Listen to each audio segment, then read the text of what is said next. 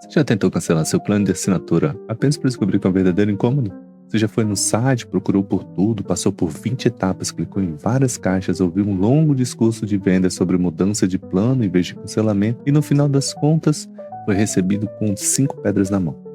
Bem, se você conseguiu passar por isso ou simplesmente desistiu, então você, meu amigo, foi afetado por algo conhecido como Dark Pattern ou padrão obscuro.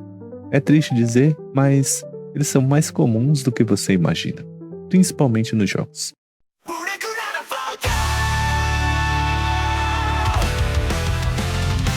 Swings wide as the Buddha gaze. Bakurada Gato, Bakurada Dojo, watch me dominate. From the streets of Bajiru, where the legends are born. Surudori, Yabata, Yoru, Wakiri, Saka, wake up down. The Mega Dark brings in my grip, watch me elevate. Yami wa Kisaki, Hikari wa oikakeru. No debate, from the grind to the stars I navigate. Top of the game, yeah, I'm the heavyweight. Bakurada, listen to what's a good attack. Breaking all the chains, yeah, I'm raising the stakes. Yami no Kisaki, Hikari wa oikakeru. On the path of a hero, there's no mistake. Para começo de história, esse vídeo é baseado na minha opinião e também na opinião de fontes que obtive online. Não constitui aconselhamento jurídico, sempre consulte um advogado, ok? Agora que a gente passou por essa burocracia, vamos começar. Então, o que exatamente é um padrão obscuro? O termo tem sido bastante usado hoje em dia como um termo abrangente para qualquer tipo de truque sujo que engana ou manipula usuários na internet a fazer algo que eles não queiram fazer. Uma definição que vimos de Dark Pattern no espaço dos jogos é qualquer decisão de design que tenha o efeito intencional ou não de obscurecer, subverter ou prejudicar a autonomia, a tomada de decisões ou a escolha de um jogador, ok? Mas o que significa isso na prática? Bom, primeiro eu vou começar falando sobre um pouco dos Estados Unidos, e a gente vê o que está acontecendo lá, mais ou menos, e depois a gente vai abordar um pouco aqui sobre o Brasil. Nos Estados Unidos, a Comissão Federal de Comércio, a FTC, e os procuradores gerais do estado, eles têm reprimido empresas que usam táticas enganosas para fazer com que as pessoas assinem serviços com pagamentos recorrentes, como esconder termos importantes, falhar em notificar os usuários sobre quando serão cobrados, ou tornar difícil o cancelamento. Então, a gente viu reguladores e grupos de defesa do consumidor lá intervir em situações onde um aplicativo coloca muita pressão especificamente em crianças. Por exemplo, um aplicativo chamado Mall Girl permitia que crianças de 4 anos cuidassem de um animal de estimação. Mas se o jogador não gastasse dinheiro, eram emitidos vários alertas dizendo que o animal seria levado embora, tomado deles. A boa notícia é que a Unidade de Revisão de Publicidade Infantil dos Estados Unidos interveio e parou com isso. Além disso, trapaça em carrinhos de compra também tem sido passíveis de ação. Estamos falando aqui sobre ver um preço no anúncio e outro mais alto no carrinho de compras, ou um esquema de isca e troca, onde o produto na finalização da compra é diferente do que você viu no anúncio ou listagem original. Ou uma situação onde você procura comprar um único item, mas encontra vários adicionais e acessórios misteriosamente adicionados no seu carrinho.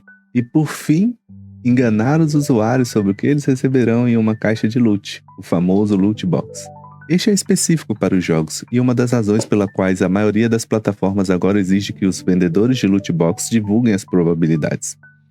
E não se trata apenas de textos enganosos. Imagens também podem ser consideradas assim, principalmente quando elas tendem a fazer parecer que você tem mais probabilidade de ganho do que realmente tem. Isso aconteceu com Dragon Quest Monster Superlight, e ele teve um desses casos aí, onde depois a Square Enix teve que revisar a imagem, garantindo que ela representasse com mais precisão as probabilidades reais. Isso é o que sabemos sobre os Estados Unidos. Já no Brasil, as questões do Dark Patterns, os padrões obscuros, têm sido abordadas principalmente através de leis e regulamentos já existentes, como a Lei Geral de Proteção de Dados, a LGPD, o Código de Defesa do Consumidor, o CDC, e a Lei Antitrust. Esse conjunto de leis fornecem base para proteger os consumidores contra práticas manipulativas que visam induzir os usuários a tomar decisões que não fariam conscientemente, como aceitar termos de uso ou comprar produtos sem intenção clara. A LGPD, por exemplo, enfatiza a necessidade de consentimento claro e informado para o uso de dados pessoais, o que é diretamente afetado pelas práticas dos padrões obscuros. Essas práticas violam os princípios de transparência e de informação adequada, uma vez que manipulam usuários para coletar dados ou induzi-los a determinadas ações sem o seu total consentimento. Além disso, o Código de Defesa do Consumidor protege os consumidores contra publicidade enganosa e práticas comerciais abusivas. o que inclui os padrões obscuros. Essas proteções se estendem a situações em que, por exemplo, um site de compras exibe informações de preços de maneira confusa ou induz o consumidor a comprar produtos adicionais sem seu consentimento explícito. Embora a legislação existente já aborde muitas questões associadas aos padrões obscuros, especialistas apontam para a necessidade de maior conscientização e possivelmente ajustes nas regulamentações para lidar de maneira mais eficaz com essas práticas no contexto digital, que continua evoluindo rapidamente. Isso tudo nos leva à difícil questão que surge em toda lei. Quando é que uma escolha de design cruza o limite e se torna um padrão obscuro? Um padrão obscuro é qualquer design que manipula um usuário a tomar uma decisão sem consciência? Sim. Isso é complicado, porque nos jogos, design e mecânicas que levam o jogador sutilmente a realizar ações específicas ou encorajam a jogar como o desenvolvedor pretendia também podem ser considerados, um bom design de jogo. Por exemplo, em jogos de mundo aberto como Skyrim ou Breath of the Wild, os mapas e a topografia são cuidadosamente projetados para guiar os jogadores de maneira sutil até as áreas onde está o conteúdo mais interessante. Em BioShock, os inimigos são programados para errar o primeiro tiro de propósito, alertando os jogadores de que eles foram vistos e incentivando eles a buscar cobertura. Já em XCOM 2, os desenvolvedores ajustaram um gerador de números aleatórios para beneficiar os jogadores. Assim, eles incentivam os mesmos a correr riscos sem se frustrar com uma sequência de tiros errados. Essas estratégias ajudam a evitar que os jogadores se percam ou fiquem presos, além de fornecer dicas valiosas no momento certo. E honestamente, quem não gostaria dessas características em um jogo? Mas será que podemos realmente classificar essas práticas como padrões obscuros? Vamos levar o exemplo de XCOM a um possível extremo. Imagine um jogo single player que detecta quando você está enfrentando dificuldades e automaticamente faz com que todas as jogadas de dados saiam a seu favor. Embora isso possa parecer uma ajuda amigável, na verdade está tentando manipular você para continuar jogando por mais tempo. E se por outro lado, o jogador desistir porque o jogo ficou fácil demais? Esse tipo de ajuste pode enganar o jogador, fazendo ele acreditar que é melhor do que realmente ele é.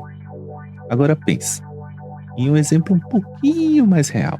O matchmaking em um jogo multiplayer que coloca você contra jogadores de classificação mais baixa ou até mesmo contra bots no início.